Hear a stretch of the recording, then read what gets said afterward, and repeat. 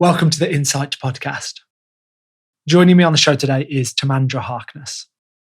Timandra presents on radio shows such as BBC Radio 4's FutureProofing and How to Disagree. She writes about the subject of data and society for publications including The Telegraph, Guardian, Sunday Times, Wired, and Men's Health. And her latest book, which came out in May of this year, is titled Technology is Not the Problem: The Ultimate History of Our Relationship with Technology and How It Shapes Our World and Our Lives Today, from Smartphones to AI. So I talked to Timandra about the data we share and how it's used by companies, whether our phones really are listening to us, disconnection from community and our obsession with ourselves, or the digital mirror of Narcissus, as Timandra puts it, the questions that will help us frame our use of technology, Timandra's thoughts on Jonathan Haidt's recent book, The Anxious Generation, the rules she puts in place to manage her own tech use, the role of comedy in education and social commentary, and much, much more. Right, before we start, I've got a small favour to ask. If you haven't already, please do hit the follow button wherever you're tuning into this episode. And then if you've been listening to the show for a while, I'd really appreciate it if you rated the show too. This will help more listeners discover the podcast and the insights from all of my amazing guests. So thank you. Right, now for my conversation with Timandra Harkness. Enjoy.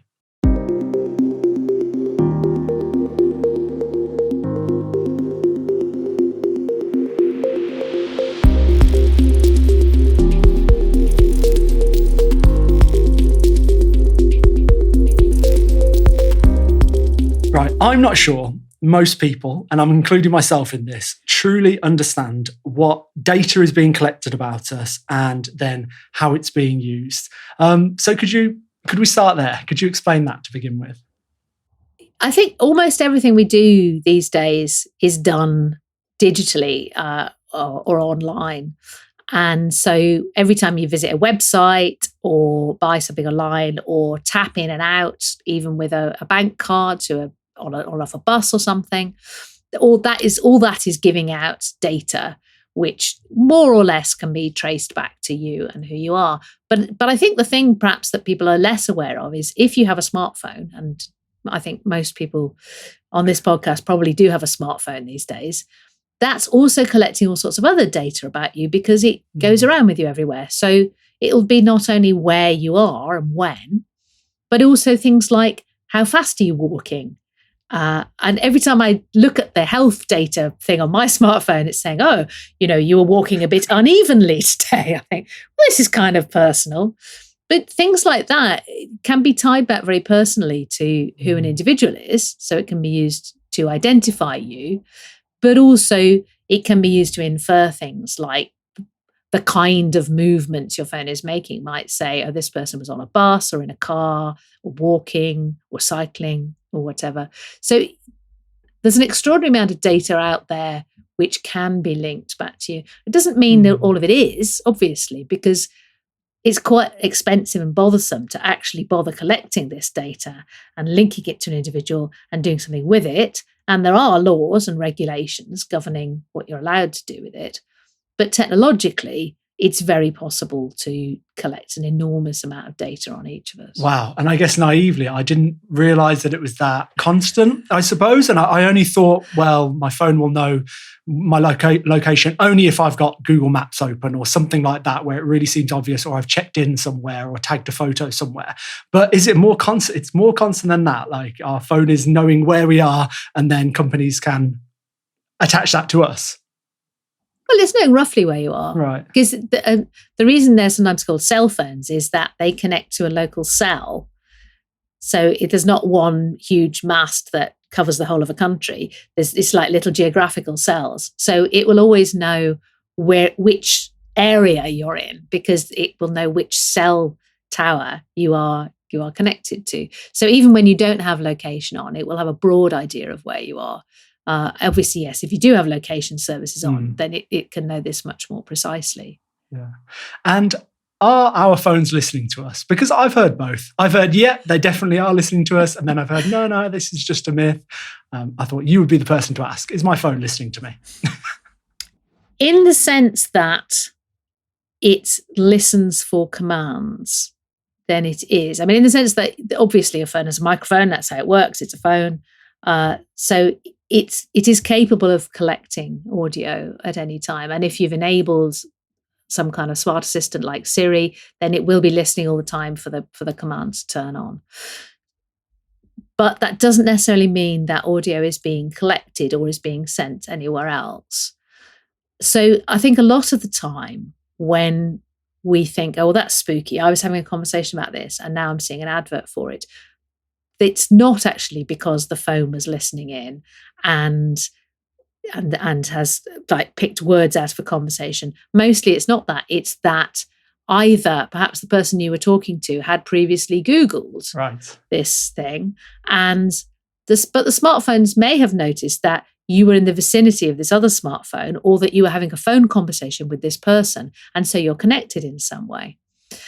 So there are other ways, or even it may simply be that people who are quite like you are interested in this thing, and that, unique as you think you are, actually a lot of people who are quite like you were thinking of going on holiday to this place, and therefore statistically it's worth them showing you an advert of this place because a lot of people like you would be interested. But of course, we only remember the things that are spookily appropriate. Having said that, of course, the thing that is always listening to you, if you have one, is your smart speaker. Yes. And those really do listen to the audio and feed it back to whoever runs the data for that smart speaker, sometimes to human beings. Sometimes they will record bits of audio to use for training.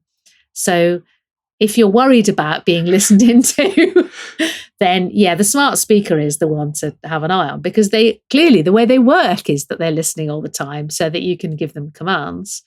But they do also collect data for training and for other reasons. And so where does this sit on the spectrum of morally okay? Like, is this all right? Is this a good thing, a bad thing? Is that hard to say? I'm pretty sure someone in my family said the other day, well, I don't mind that they're collecting this data, and then they're showing me an advert for a washing machine that they know I'm looking for, and they're going to show me a cheap, economic type machine. So that's great.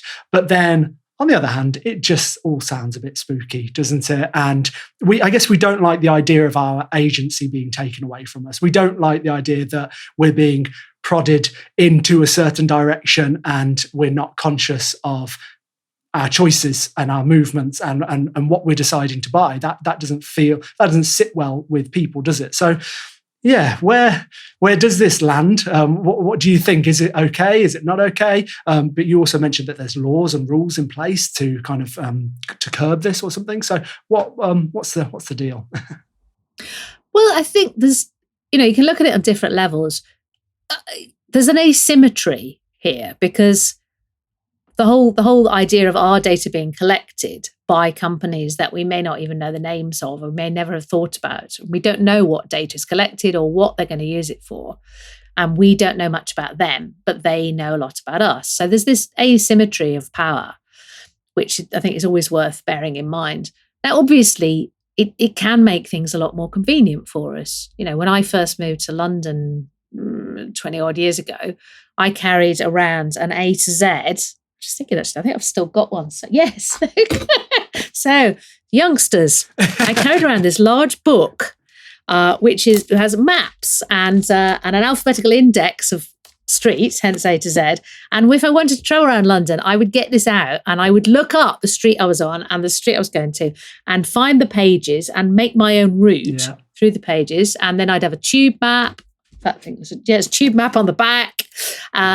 And maybe a train timetable, and I'd have to plan my own routes. And now I just say I put into some travel app, I'm here and I want to be here. What are my options? And it's marvelously convenient. So, I don't think we should deny that. But you also mentioned the idea that our agency is taken away and someone else in control. And I do think that's worth thinking about, because if somebody offers you a menu of options, there's a lot of options they're not offering you. So when the travel app says, oh, actually, you could walk here, it would take you 280 minutes and you'd burn 700 calories. Like, yeah, thanks. I'm not going to do that. And it will offer me certain options, but not other options. Now, you might say life's too short to think about every possible travel option.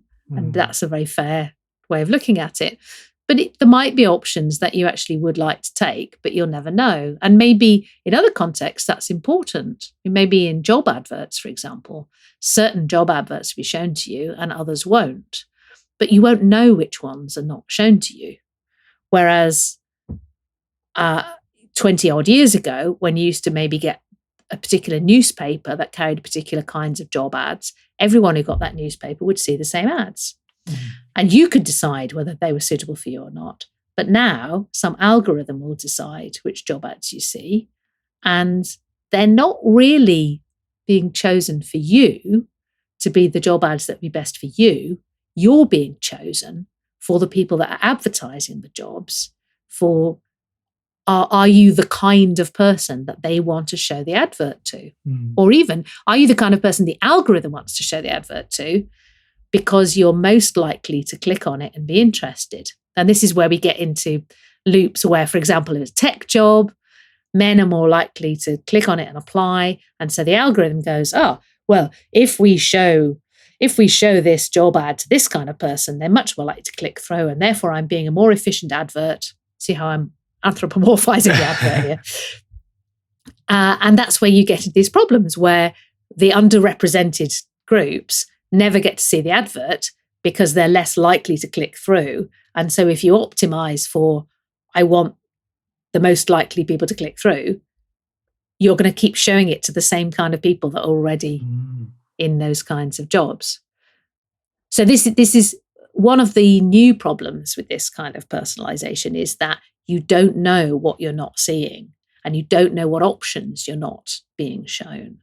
And so you're getting a pre-selected menu. And if you do live your life just by choosing things from the pre-selected menus, then your choices are actually being narrowed in ways that you might not choose. I never thought of it like that, because I guess I always think of, nowadays we seem to have too many options in so many ways, don't we? We go into a supermarket and there's that, what's it called, the choice paradox. Like, it's just overwhelming, and then I'm always dissatisfied with the type of granola that I've walked out of Sainsbury's with, because actually there was this other one that was kind of maybe a bit, I don't know.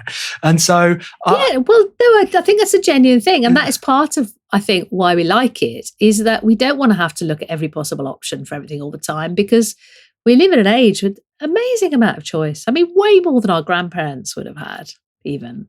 Yeah. Which is great. I mean, it's wonderful we live in this age of plenty, relatively. I know it may not feel like it now in kind of post-COVID recession, but it actually still, compared to 100 years ago, we have the most amazing amount of choice and plenty on the go. But yes, we don't sometimes. I mean, I'm one of these people that I love going to those restaurants where they're like, this is the menu of the day. You have 2 options for starter, 2 options for main, 2 options for pudding. And I'm like, thank heavens, I'll have this, this, and this. Yeah. Because I don't want to have to spend half an hour thinking, if I order this, am I going to get food envy because the person across the table will have something better? Something that my friends know me well for, that I always regret my choice in the restaurant, because I go, oh man, I was trying to be healthy or good in inverted commas, but actually, then they're a burger or rice. It's like, oh man, should have chosen that. Now, it's the same with kind of a training program. If you invest in a training program, someone else has done the thinking for you. You just have to turn up at the gym and do whatever it says, rather than turning up, oh, what do I have to do? So, interesting. Yeah, exactly. Yeah. And there's a lot to be said for that. You need to decide, where are you going to put your mental energy? And maybe it's not choosing your meals or your training program. Absolutely. So how can someone take back a little bit more control? I mean, for you personally, are there things that you put in place now that you're aware of this? Are you careful about who you share your data with and how, or anything like that? Or are you just, is it just too much of a big machine that you're fighting against? So you're that awareness means, well, you know. I am actually, when I wrote the first book, which Big Data Does Size Matter, which came out in 2016. In the course of researching that was where I really discovered how it's all collected. And I became much more careful over the course of it. I was like, oh no, I'm not actually going to say yes to this. And I am going to not allow cookies or whatever, or I'm not going to. And so now you go to a shop and they say, would you like us to email the receipt to you? I'm like, no, because you're only saying that so you get my email address and that kind of thing. So I am much more wary.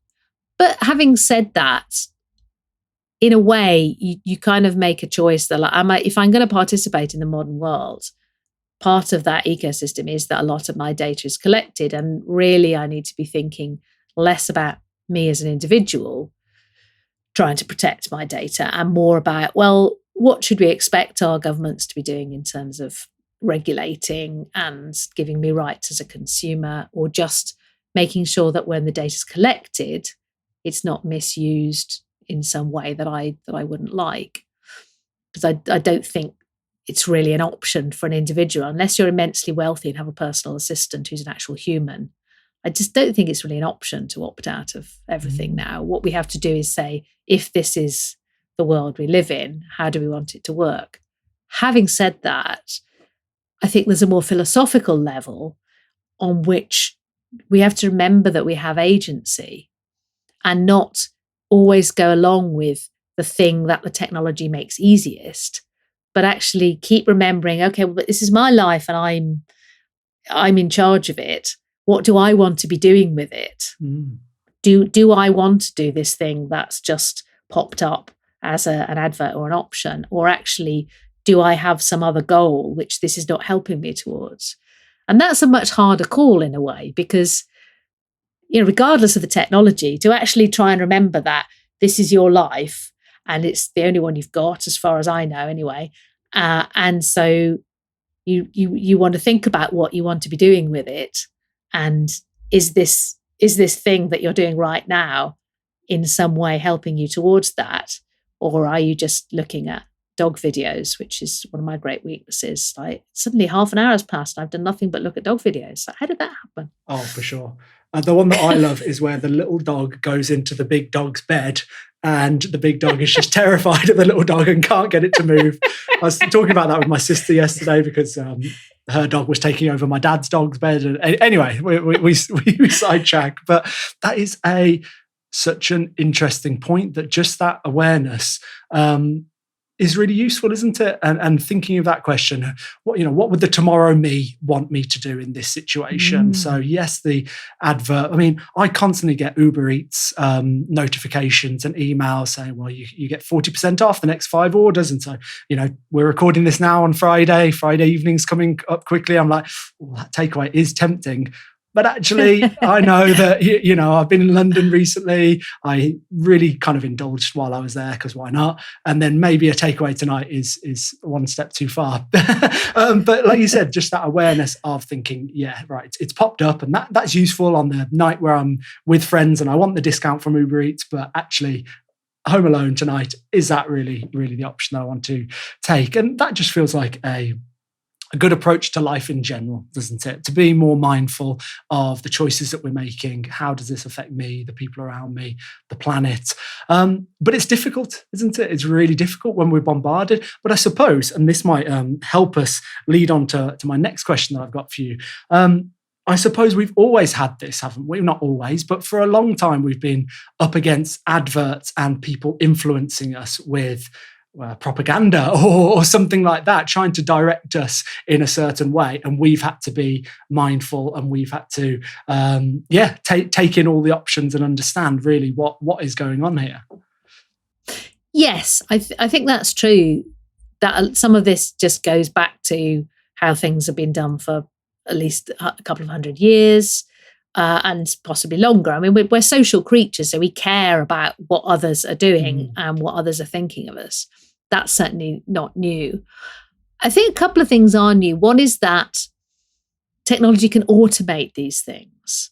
That a food delivery company it wouldn't be worth their while to send someone around to knock at your door, even to stick a leaflet through your door that often, because the likelihood of you ordering would not be enough to make it worth their while to do that. But if your phone can do it automatically, then that's obviously much easier for them. So it's a more constant temptation for each one of us. But just as importantly, I think, because we live in this age of massive amounts of choice and in many ways freedom, social freedom, we do have more choice than any generation before. And I'm talking about particularly about Western democracies here. We have more choice than ever before, not just about what to buy, but like how to live our lives. It's socially acceptable now to have different kinds of relationships. You no longer have to get married. You can have kids or not have kids, which is also partly thanks to science. And we can move away from where our parents grew up. We can do different kinds of jobs. All these things it's wonderful that we have these choices. We have real freedoms in that sense. But because of that, we're a little bit unrooted. So because we have all these choices to make, there's that slight arbitrary quality about them. Not just in, whether you're going to order a takeaway or whatever, but even in some of the big choices, like, okay, well, I've made the choice to do this, to study this is my career, this is my relationship. But because I live in this age of unprecedented choice, I could be living a different life. And because of that, I think there's a little bit of insecurity in us. Yeah. That we're kind of obsessed with who we are. That there's a real obsession of our age. Like, who you are is really, really important. It's never been that important in society. Society as a whole is like, yeah, your right to be recognized as who you are and who you feel yourself to be is really important. And that's never had that kind of social importance before. But at the same time, we're that like, yeah, you need to keep reassuring me about who I am, because part of me knows I could have been somebody a bit different. I could have led a different life. So I would like you, the world, to just keep reassuring me that this is who I am. And so when the technology says, oh, I'm going to tailor everything for you as a unique individual, that feeds that sense of, oh, yes, no, that's good, because I am actually a unique individual. And so I want that constant reassurance about how unique I am. So the psychological levers that the technology is pushing they're both timeless in the sense that, yeah, we want connection with other humans. We want nice things. We want rewards and so on. But they're also very specific to the age we're living in, where we want constant reassurance about who we are. Does that make sense? Yeah, absolutely. Absolutely. And it's kind of setting off alarm bells, and it just makes me think of so many different things. And, one that I can scroll through Instagram Reels and there's a 20-year-old telling me that, why haven't you earned your first million by now? And I'm like, oh man, yeah. It just made me think. Because I'm always on Instagram looking at dog videos, that's why. That might be my problem, yeah. But yeah, they're constantly kind of that comparing and thinking, oh, there's other options, and people get this in relationships, don't they? Or especially in the kind of the dating scene, I guess, where you meet someone, but then you think, oh, but actually, I could go back on the apps and I could just see if there's someone better out there for me, and there's a better job, and there's all this kind of stuff, and that's really, really difficult. And I think what you say about the individual, that's really interesting as well. Of course, we want people to feel like they are an individual and they're special and they're unique. But then what about that then disconnection from the community and wanting to be a part of something bigger than yourself? I'm sure there are many people that are saying that the loss of that is one of the big factors at play in terms of our mental health and our well-being, that we don't feel like we're part of something anymore, and we're not working towards a greater good because we're all kind of entrenched in our own, like, what's in this for me, and how does this affect me, and me. Yeah, I think that's very well put. And there is this terrible kind of, I think, rather destructive loop where to focus on yourself and how you're feeling and how other people see you, which you would think, okay, well, I should do that, and then I'll sort myself out, and then I'll be happy, and then I can go out in the world and do things. But of course, if that's all you do, then you don't go out to the world and do things. And I'm pretty sure that doesn't actually help you feel better, because it's going out in the world to do things that helps you establish real, substantial links with other people and a sense of purpose, which is very, very important. And so I think part of what I'm trying to say in the book is actually we need to turn round that we're looking at this digital mirror of Narcissus, which keeps, we can project ourselves outwards through social media, and then we get it reflected back to us. And also we get, all the likes and the shares that reassure us that this is good what we're doing. But actually we need to turn our energies outwards to the world and go, well, let's look at the world and what could I do in the world and act on the world and make the world different and better. And that ironically that's how you really become a fuller person, because you're trying things out, you're doing things with other people, you're taking risks, you're initiating new things. I mean, I do use the slightly cliched thing of imagine yourself on your deathbed and look back and think, what would you like your obituary to be? And if you think, oh, well, I don't want my obituary to just be my social media profile and like nice things that people said about me on the internet. I would like my obituary to say, oh, well, I achieved this, or I did this, or, I raised kind children, or wrote a song that people will still sing after I'm dead, or, I mean, not me, obviously, but the kinds of things you can do that you might feel satisfied about looking back are not the kinds of things you could do if you're constantly responding to things online and worrying about how you're projecting yourself and how you're being seen. And that is, I think that's a much taller order than just saying turn your social media off for 12 hours a day. In a way, I mean, it's a much bigger question. It's like, well, what do you want your life to be about? So before we talk more about that, maybe we could take a step back, because you mentioned the book, your most recent book, Technology is Not the Problem. How is that the case? How is it that technology is not the problem? And maybe a brief synopsis of the book would be great. Well, I started off with where, we started this conversation really looking at the data and the fact that so much data is collected and used to make a profile of each of us, and then to target us with things that look like they're selected for us, except, of course, as we've just said, it's us that's being selected for whoever's sharing the campaign or the advert or whatever it is. And I started looking at how that happens. But then I actually just got more interested in why, because I started to feel that people do have some idea now about the fact that our data is collected. They might not know all the details, but whereas maybe 10 years ago, I used to say to people, oh, well, of course, they're collecting all this data. And people were generally like, what? What? I had no idea. Now I think everybody has some idea. And yet we kind of hate it, but also like it.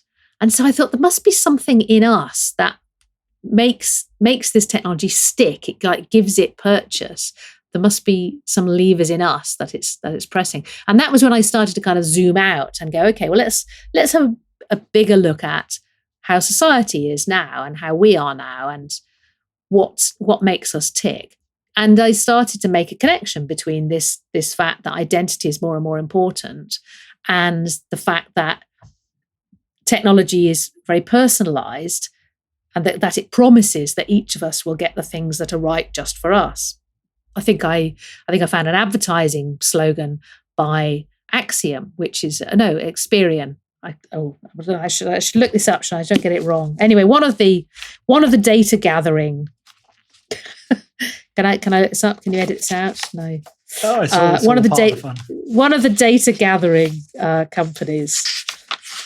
I literally saw an advert, and it said, "We show you things that are right for you and only you." Experian, was it Experian?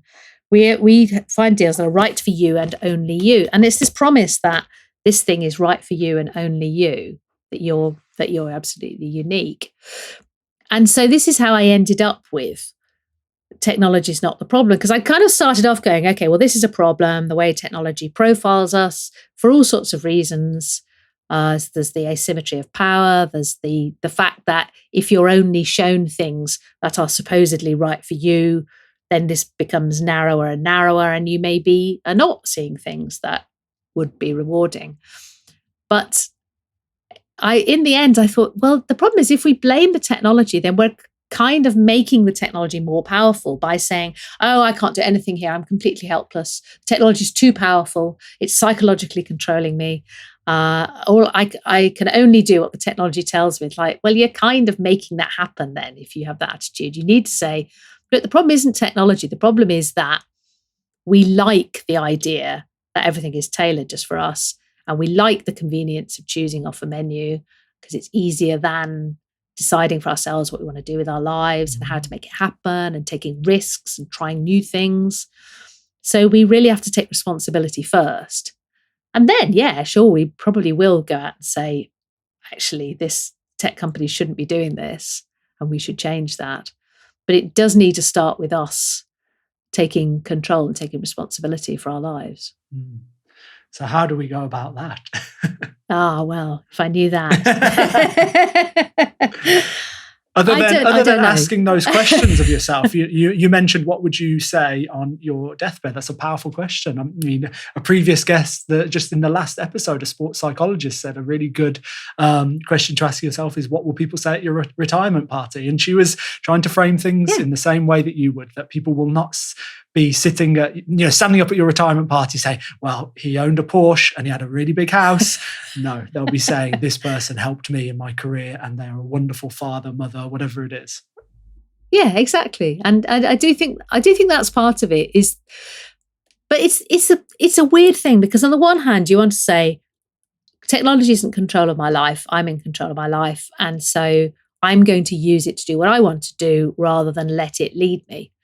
But then on the other hand, you also have to accept that you're not completely in control of your life because we live in a world that's uncertain. And most of the worthwhile things that we do are done with other people. Mm. And other people are also unpredictable because, like us, they're human and they might want to do new things and they have their own ideas. And so life is risky and you have to accept that as well. You have to say, right, well, I'm going to start something new. I'm going to take an initiative. I'm going to step out of line and go, actually, we shouldn't do it this way. We should do it that way. And then I have to trust that other people will agree with me and come on board. Or maybe they won't. Maybe they'll say, you've got a point, but actually we think you're wrong. We should go over here. And then you have to go, oh, actually, maybe I was wrong. And be open to those. Oh, and you have to be open to the idea that you might start something and it fails. And, you made a brave attempt, but it went wrong. You can't control the future. And that, I think, that's one of the reasons why it's quite appealing if you just choose off a menu that a machine has made for you, because you think, well, if someone's made a menu, then everything on this is presumably fine.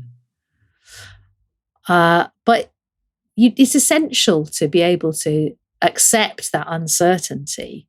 So in one way you're responsible and you're in control, but you have to accept that you're not completely in control and you're going to start things and do things and you don't know how they'll turn out and you don't know how people will describe them at your retirement party. Yeah.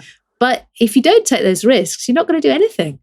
Yeah. Well, nothing worth talking about at a retirement party. Yeah. And earlier we talked about agency and maybe we kid ourselves as to just how much agency we have over our lives. Because of course, life is just random and things will be thrown at us that we can't expect. The role that our genes have as well, perhaps more or less than people realize, that we are predisposed in so many ways, not just in terms of our health, but it seems like even our attitudes and certain leanings might have a genetic component, which is what I'm hearing more and more about now. I don't know enough about it to say anything, but I just think that's interesting. But yeah, maybe so much of this stuff is that we like to protect ourselves from failure, don't we? We don't want to be embarrassed. Of course, we don't want to be ousted from the social group, do we? So all that's at play, and it's really difficult. But I think it's an empowering message to get across, like, get out there and fail and mess up and connect with people and go to don't know, I saw one of my friends is going to salsa classes on a Thursday night or something in Birmingham, and I messaged her saying, I've always wanted to do that because it would just be so out of my comfort zone and I'll make a complete fool of myself. I know I should, but there's just something, it's like, no, it would just be too embarrassing. I'm not a dancer at all. I'm good at other stuff, but not dancing. Well, but it's interesting you say that about the social group and the risks there. And I think that's a really important point. And I mean, arguably that's always been there. It's just that the social groups we have now tend to be ones that we've chosen, not the ones that, well, you know, you're born in the village and you grow up in the village, and so that's your social group. But in some ways, I think the fear of being thrown out of them is at least as strong, if not stronger, because we are a little bit rootless and we are a little bit disconnected from the given social groups, and we're in the social groups we've chosen. The idea that we might put a foot wrong and get pushed out of them, I think, is very frightening, because if that's all you've got, then you'd risk being pushed out and being on your own, and that's not a very good state for any human being. So I think you're right that actually perhaps this adds to our avoidance of risk and social risk, the feeling that this is all I've got now is these social groups that I'm part of. And if I say something wrong, even if I step out of line a bit, maybe I'll be ostracized. And then who will I be if my group that I felt I identified with don't want me to be part of it anymore? Then who am I even? Yeah. Cancelled is the term, isn't it? Cancelled, exactly. I think so many of us are afraid. Yeah. I mean, I'm a primary school teacher, and I think that it seems that there are some general narratives that as a teacher you have to stick to. And, you know, things that pop up on Twitter, I'm like, well, I don't quite agree with that actually, but I would just be too afraid to say anything because I just know that I would just get absolutely hammered on if I like dared to say, I think we need to know a little bit more about this before we start making plans. And it's a tricky one. It is. I mean, yeah. And you say the other thing, of course, is a professional thing, that there are expectations which I think are much wider than they used to be. It used to be like, don't misbehave at work, don't do anything outside of work so bad we have to sack you. Otherwise, you are allowed to have a professional life and a private life. And now there seems to be so little separation between those things that the whole of your private life is potentially under scrutiny by your employer as well as your social circles. Yeah. I'm not sure that's healthy, really. No, I'm not sure either. And that we can judge someone's professional work by how they choose to live privately. Just because you agree with it doesn't necessarily mean that, that means that then you burn all their books or you never listen to their radio show or something like that again. It's, oh gosh, it's an interesting one. It seems to me that there's this renewed interest in all of this stuff, in how how technology, how screens, how social media impact our health, and maybe in particular children's and teenagers' mental health and well-being. Jonathan Haidt's just released a book, hasn't he? Talking a lot about this, which I guess is maybe the root of this renewed interest. I think I've got it here, in fact. Oh, have you? Right, yeah. And you've read it? So I've just finished it. Have you? Any? I have read it, yes. Yeah. Well, I mean, if you want to give a review, what are your thoughts? I thought it was interesting. I actually see there's another book which I don't have within reach, unfortunately, which I would really recommend, one by a psychology professor called Pete Etchells. Yeah, I've got it just behind me. You should have him on, actually. Yeah, Unlocked. Just behind me. Yes. And he was on a couple of episodes ago. Oh, good. Fantastic. Well, I mean, I think his stuff is really good because he goes into all the research in a lot of detail and comes out with a lot of nuance and saying sometimes it's harmful, sometimes it's actually positive. You need to really see it in context.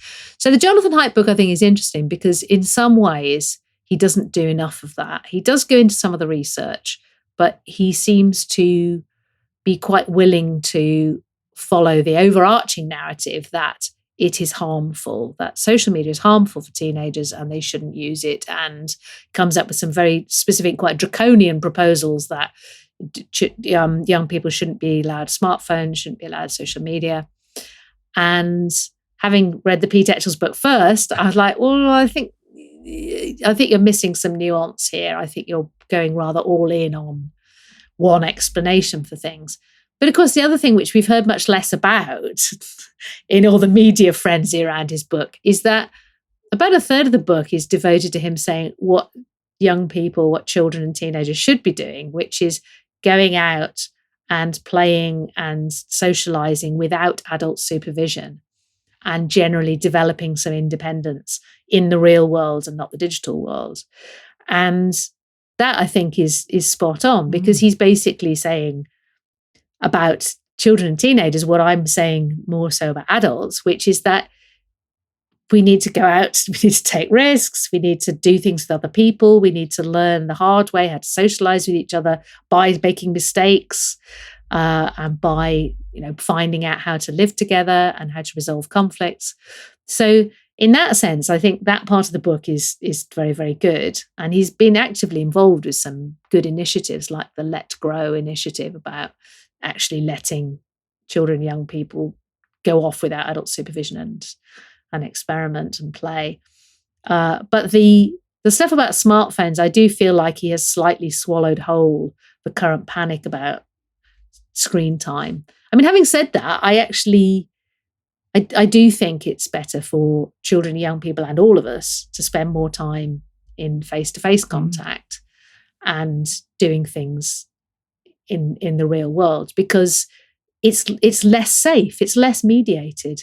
There was a bit of research going back before the pandemic where they asked American teenagers how they preferred to relate to their friends. And at the top, above meeting face-to-face, was text messaging. And I was kind of horrified because again, this was before the pandemic. This was like, there was nothing physically to stop teenagers getting together. But I also remembered being a teenager and the social agony of, I'm going to say something wrong. I'm going to mess up. What am I going to wear? I'm going to like an idiot in this group. Oh no. And comparing that with text messaging, like, well, the great thing about text messaging is a message comes in and you can think about how you're going to respond, and you're not immediately on the spot and they can't see your face when you're responding to what they've sent. It's much more controllable. So, I can see the appeal of it, but I think that's a bad thing, because you need those agonizing encounters as a teenager to work out how to get on with people socially when you're not there with your parents. You need to be able to go through that in order to be an adult and get on with people face to face. And so I do think he has a point in that sense that, it is better for kids and young people and all of us to do more unsupervised face-to-face interaction and less screen interaction. But the other thing is that, which he kind of admits but then forgets slightly, is that it's less that smartphones have come in and colonized the time of young people. It's more that, and screens generally and social media, it's more that young people were spending less time interacting in person. They had less unsupervised time. Parents much more likely to keep them in or worry about them going out without an adult, or also saying, you can't have you just going out wasting time. We've got to book you in for piano lessons or skiing or organized fun. And so the young people are resorting to the technology to do the things that they need to do, like connect with their friends and form social groups and those things that teenagers should be doing. If you keep them apart from each other, if you keep them home, they're going to do it through technology. Yeah. I saw this image of kind of 3 generations and a map of where they all grew up. And it was kind of the radius that each generation was allowed to go and play. So you have, of course, the grandfather that could wander 5 miles away with his friends to go down to the river or the quarry or something like that to play there. And then the father, who was just a little bit closer, only a couple of miles radius to go and meet with friends. And then now just the grandson, the latest generation that can only go to the end of the road to see their friend or something like that, and no wider than that, because that's just too dangerous. And yeah, I think that I would agree. That sounds right to me, that we should be letting our children make mistakes, take risks, climb trees, letting the boys and girls flirt with each other and make mistakes and put their foot in their mouth, all that kind of stuff that they're just not able to do now because, afraid of making a mistake, of saying something wrong and what that could mean. And it's so tricky. So that seems like a much more nuanced approach to things, doesn't it? Yeah, that's the one side of things that we agree with. Yeah, let children and teenagers get outside and play and do things unsupervised where they have to sort things out for themselves. They had an argument and mum or dad doesn't step in straight away, or teacher doesn't step in straight away and say, well, you need to do this and you should say this. No, like if you just leave them to it, they will come to some kind of conclusion. Well, they have to, exactly. Yes. Yeah. But then that other side of things that, maybe some of these claims are a little exaggerated, and maybe it's a bit of, like that Pete doesn't he? He adds some nuance to the whole argument and says, well, we don't know enough about this, or there was that study that he's basing it on, but actually if you really pick apart that study, it was only a few people, or it was only a couple of schools where they trialed this. And it's just, so many things are not black and white, are they? But people love to get entrenched in their camps and then fight on social media, over the internet, instead of no one likes to just say, oh, well, we don't know enough about this yet, or I don't have an opinion on this yet. I'd love to find out more. We're all just too afraid to say that, aren't we? Because we're all so attached to that story of ourselves. Right? This is who I am. This is what I agree with. I'm staying in my group.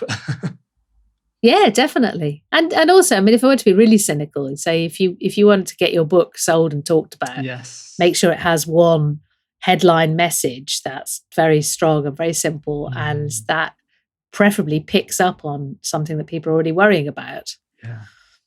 I think that's being overly cynical, because Jonathan Haidt has spent years looking at what makes people tick and what social problems are. But you certainly see in the way the media discussion has picked up that's what has worked and that's what's gone on. And that's a pity, because it's much too wide a subject to just pin down in one easy, screens are bad, smartphones are bad, kids are being rewired. Everything rewires kids. If you teach them the violin, that rewires their brains. Absolutely everything rewires their brains. But the good news is they're kids, and if you change it, then you can rewire them differently. And so, knowing everything that you know, and the research that you've done, the writing the book, are there rules, guidelines that you put in place for yourself, maybe even for the people around you that you love? Are there suggestions that you make in terms of social media, screens, all that stuff? Okay, so I suppose a couple of things. And it is a constant battle for me to not resort to picking up the phone and look at social media whenever I don't know what to do. There's lots of things I should be doing. I should be reading the pile of books. I should be tidying the house. There's lots of things I should be doing, but it's always much easier to pick the phone up. So it is a constant thing. But there's two things that I think I would say do work. One is that when I'm working, I put everything on do not disturb and turn the phone off, and it's usually mornings for me. So I'll usually sit down at my desk and I'll put everything on do not disturb until lunchtime, because I figure nothing is going to be so important that it can't wait 3-4 hours. And that generally works for me, because my fear of missing something can be kept at bay for a few hours, and then I can actually focus and get something done. And the other thing is that I'm lucky enough that before social media came along, I was working as a stand-up comedian. So I know this seems like a non sequitur, stay with me. I already had quite a clear idea of public me and private me, because when you go on stage as a stand-up comedian, there's the illusion that you're just yourself talking about yourself, which, there's the element of truth in that, but actually it's not you, it's a persona. And depending on who the person is and what the act is, they may be closer or further away. You think of Al Murray, the pub landlord, that is not who Al Murray is, right? Al Murray is a history graduate who's terribly clever and knows a lot about a lot of things, and the pub landlord is an affable pub landlord who doesn't know very much at all. So they're very different. people like me, your on-stage persona is a version of you. It's a version of you that's funnier, not necessarily cleverer, sometimes stupider. Sometimes you invite the audience to laugh at the stupid things you did, but you're certainly more witty, better able to deal with hecklers. So I already had quite a clear idea there's a public me and a private me. And then social media came along and I'm like, okay, well, this is fine. Social media is public me. If you meet me in person, that's private me. Or, or sometimes I've actually made a lot of friends through social media. And that point comes where you meet in the public space and then perhaps you start to message each other privately and you actually meet in real space. But I always had a very clear idea that if you post something in social media, it's public and nothing that I want to remain private is going to be out there. And that doesn't necessarily tell you everything about who I am. And I'm not even going to pretend that it does. And then there's private me.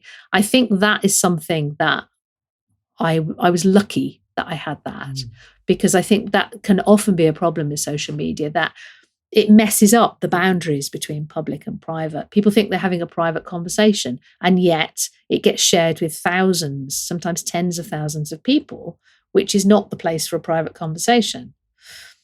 Or they feel so attached to the public persona they've created for themselves that they try and make the private self more like that, as if that's somehow better.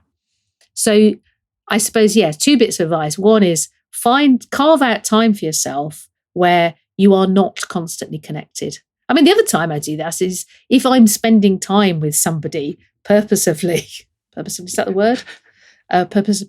Anyway, if I'm spending time with someone on purpose, for a purpose, like I'm deliberately spending an evening with a friend, going out with somebody, with family, I will turn the phone off unless I'm waiting for some very urgent message. It's like, no, I'm now with the people that I'm with. Yeah. I don't need the constant connection to everybody else.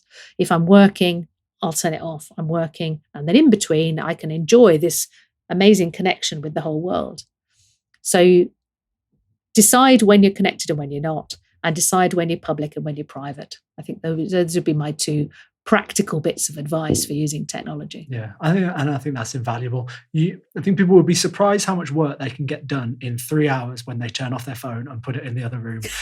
You can get a whole day's work done in a couple of hours if you just really focus. But it of course, it's so hard to not be distracted by the phone. And so we need to have a bit of discipline, don't we? And turn it off and put it in the other room. And I think the turning off the phone when you're with family, with friends is so important as well. I mean, I can go to an event and a family gathering or something, and I'm still checking my phone and I catch myself like, what am I doing? Like, why am I checking Twitter right now when I'm spending time with my nieces or my friends or something like that? And so just putting it in flight mode just for an hour, a couple of hours, and you are completely there. This is everything that life is. These connections with the people that you love, that's all that life is about. You can spend a couple of hours off social media. And I'll put it just in flight mode. So because I still like to take photos and videos, but I'm not uploading them straight away. I just might take a little photo, cuddling with a niece or something like that. And then maybe I'll share it later with some people, close friends online, something like that. But I don't want to be kind of distracted all the time. And so, those little approaches are really useful. I think the other interesting thing that you said, of course, was that the merging or the separation of private and public life. And I guess it's really tricky now, isn't it? Because we're in the mental health kind of space, we're encouraged to share our feelings and share our experiences. But has that maybe gone a bit too far, where people are so open about the things that they're struggling with and going through? And I think that's really hard, because we want a balance of sharing experiences and what we're going through, because people can find comfort and support. I've talked about experiences as a man in my mid-30s, single, without children, and how that affects me, and when I feel lonely and stuff, and people resonate with that. But then on the other hand, I think, do I really want to share all this? It offers comfort, but am I giving people too much of a window into my private life? But then on the other hand, I don't share the really, really private stuff. And when sometimes people comment on social media, like, I'm always here for you if you need anything, I'm like, I've got friends and family that are very close to me that I'll talk to about this. It's a very nice offer, but stranger on the internet, I will not be messaging you about my problems. I've got people around me that I will be talking to about this. It feels like a real balance, doesn't it, to play? Like, how much of our problems do we talk about online? That's a hard one. Yeah, I think it's a very important point. But the other thing is, it's not an absolute stone wall. As I say, I mean, I've made some really good friends through social media. I kind of think of it like if you go to a big event, like a kind of a launch party or reception or something, and there's a big room, and there's some people you know, and there's some people you've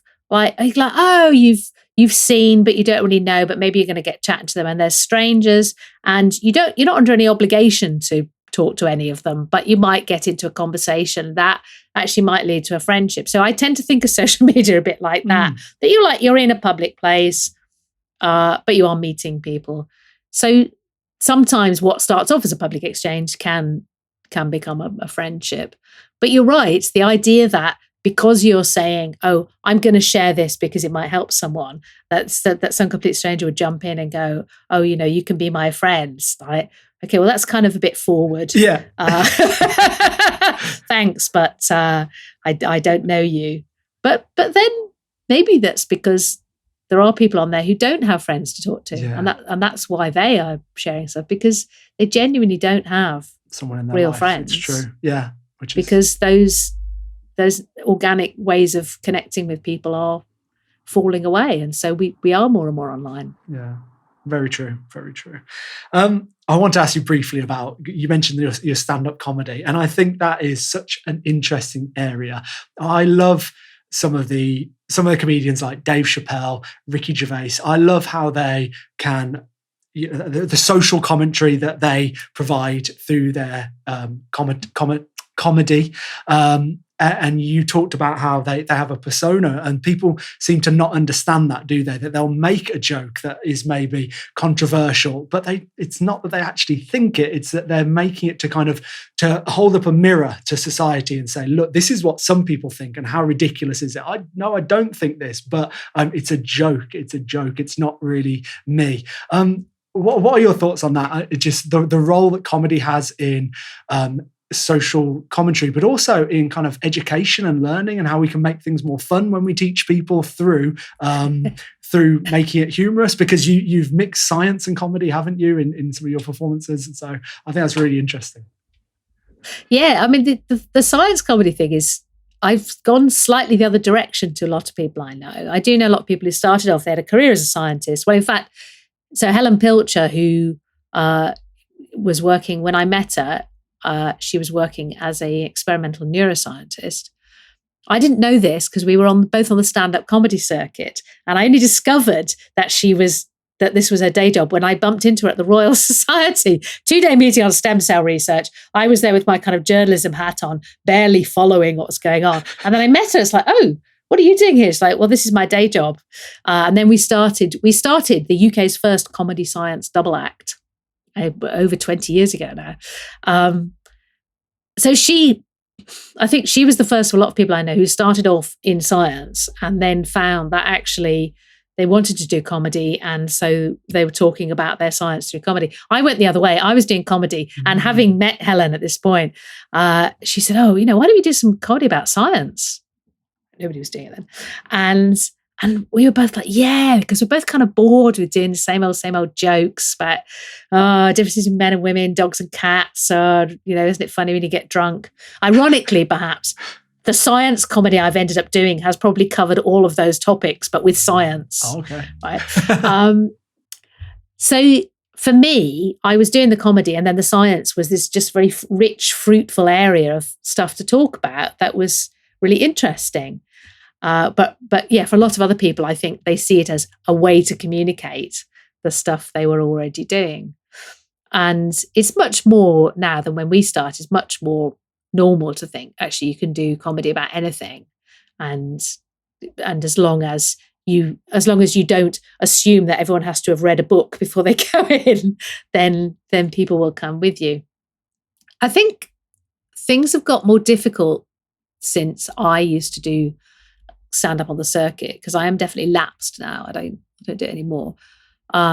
Because, and it's a combination actually of two things. I think one thing is that audiences are more fragmented. That I used to be able to assume quite a lot of shared knowledge in a live audience, that I could kind of assume that people would be aware of a thing that was on the telly, for example, even if they didn't watch themselves, they were aware of it, or of, some kind of music that was on. And obviously also current affairs. I think that's less true now, because we all have these personalized news and entertainment feeds. There may be stuff that is really big with certain audiences that I'm completely unaware of, but conversely stuff that I'm aware of that some people in the audience will have not heard about. So it's much harder to find that common ground. And also a bit harder to find common ground in terms of people's assumptions and attitudes, because that is also more fragmented. So that makes it quite difficult to, even if you want to take people to a place they didn't start, which is what I was often trying to do, you kind of need to know where people are so that you can all start from there and then you try and take them somewhere. But the flip side is that it's much easier to take things out of context, because people will film things on their phones and share a clip on social media, which may be only a part of a much longer routine or act, that in context, that's the bit where you're making the audience go, what? And then you take them to the punchline and they go, now we see why you're saying this. But if you share that bit out of context, then you're just setting somebody up for thousands, tens of thousands of outraged people to go, how very dare that person say that thing, with no idea of the context at all. I mean, this is also true, I think, just in life in general, right? Our willingness to take things completely out of context and get outraged is huge. But for comedy especially, I think that makes it very, very hard to do anything remotely interesting or challenging, because the chances that you will find enough common ground in an audience that you can all go somewhere together, and that nobody will take a bit of it out of context and try and call some outrage down on you are smaller and smaller. So I really take my hat off to people who do challenging comedy today, because I think it's much more difficult than it was, 20 years ago when I was doing it on the circuit. Yeah. So what's the kind of the war cry? Is it to give comedians a bit of slack? Because we need this, don't we? We need some comic relief nowadays. And it would be such a shame if every comedian just had to stick to very vanilla jokes that didn't offend anyone, because invariably someone's going to get offended by a joke, aren't they? Whatever you joke about, someone will be offended. So how do we make sure that comedians can still do what they're doing? Is it just people listening, don't get so offended by the jokes, know that it's a joke, know that it's a persona, because we don't want comedians to stop doing what they're doing? Well, yeah, I think it does take a willingness to hear things that you might not like and you might be offended by, which, is a much bigger social problem in general. I think the willingness to expose yourself to things you might not like and perhaps to be offended is essential, for comedy or any kind of creativity or risk taking in the arts. But I think we're really seeing that the fear of taking risks and provoking outrage is really narrowing culture that's going on. I mean, in the week before we're having this conversation, 2 separate book festivals have ditched their main sponsor, Baillie Gifford, because of pressure by activists. Now, I was appearing at the Hay Book Festival, so I got the email that went round to all participants, which was completely incoherent. I have to say, it was saying, we don't like the sponsor because something fossil fuels, something Gaza, like really poorly argued. And made no sense at all. And it was demanding that either I should pull out or I should make some performative stance at the beginning of my event to swear allegiance basically to this cause. And I thought, I'm not even going to honour this with a public reply or even a private reply because it's such nonsense. But nevertheless, this group put so much pressure on the festivals and threatened disruption, certainly to the Edinburgh Book Festival, that both of the festivals said, okay, we're going to sever ties with this sponsor. I mean, honestly, heaven knows how they're going to even carry on doing this. And this is completely performative. This is completely like, we insist that people express public allegiance to this cause that we have really not even made a good argument for.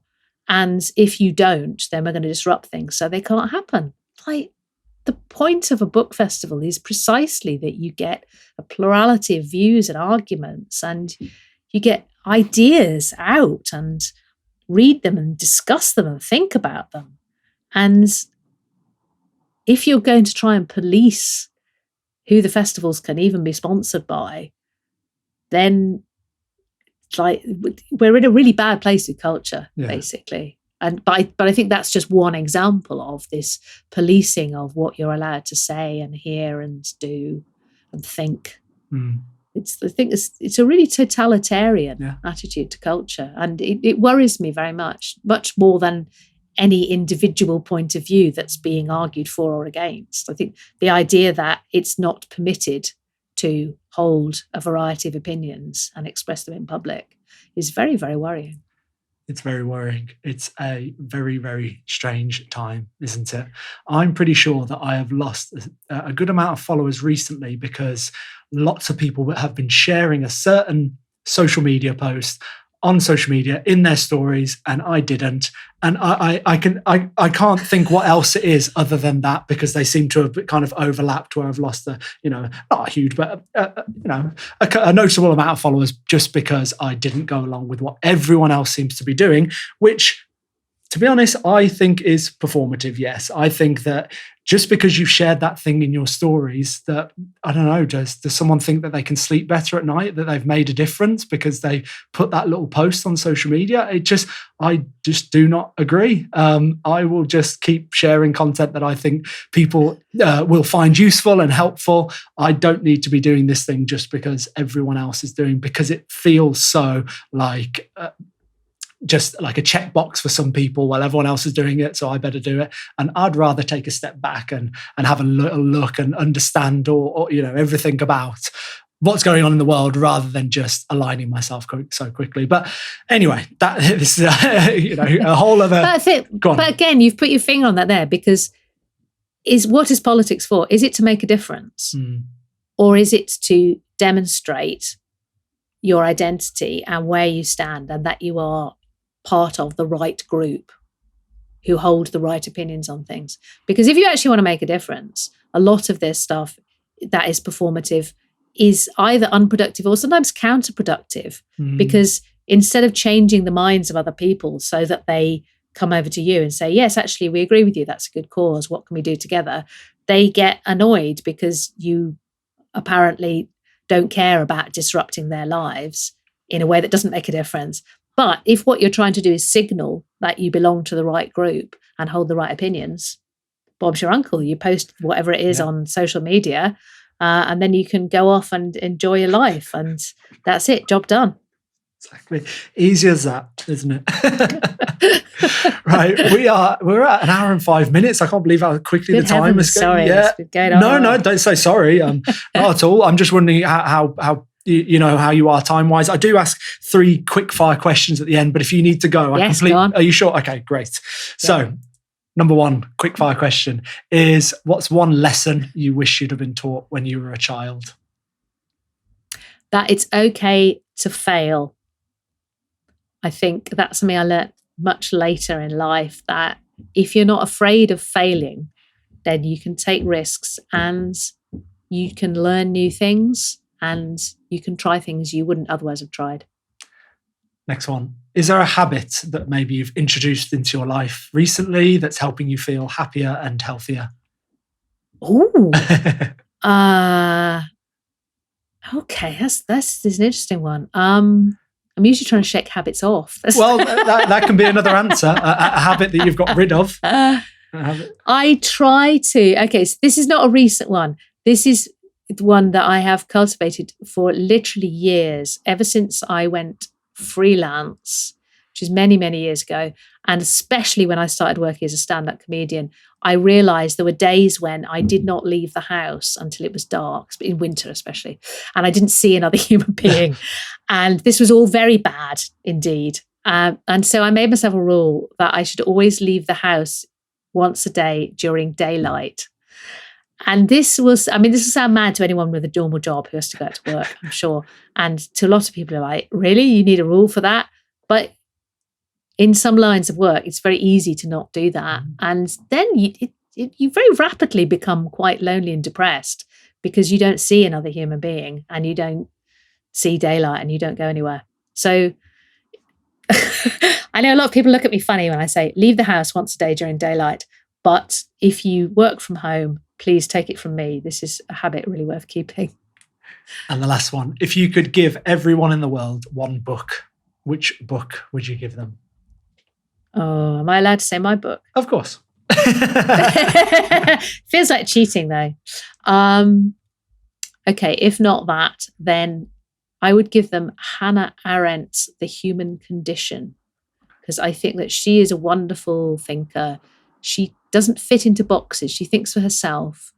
And she, in spite of everything she lived through, and she had to flee Germany, flee the Nazis because she was Jewish, and she escaped from a prison camp in France and really went through a lot of stuff. But she still has this attitude that what really matters is human beings and human beings living their lives and taking risks and starting new things. So yes, Hannah Arendt, The Human Condition. Sounds like a good recommendation. And tell us more about your book, though. Where can people get a copy of it? The title, website, anything? There you go. Technology is Not the Problem, by me, obviously. It's published by HarperCollins. It's out May 2024, so it's just out. My website is timandraharkness.com. So if you can spell my name, which is quite an ask, you can find me. And the book, it's available from all the usual places, online bookshops, offline bookshops. But you can go straight to HarperCollins website and buy it from there. It's also an audiobook read by me. So if you've been able to put up with an hour of me talking and think you would like some more hours of me reading my book aloud to you, then Bob's your uncle. I'm sure they will. Right, Timandra, thank you so much for your time today. I've really enjoyed talking to you. It's been a pleasure talking to you. Especially interesting about all the topics that we've covered, and I love that we landed on comedy at the very end, and the perils of social media as well, and what we share and what we don't share. I think that was a great way to end as well. So thanks so much for your time. Really appreciate it. Thank you. You're going to play us out on the guitar now. Can you see it in the background? Yeah. Another time, maybe. Another time. Another time. I look forward to that.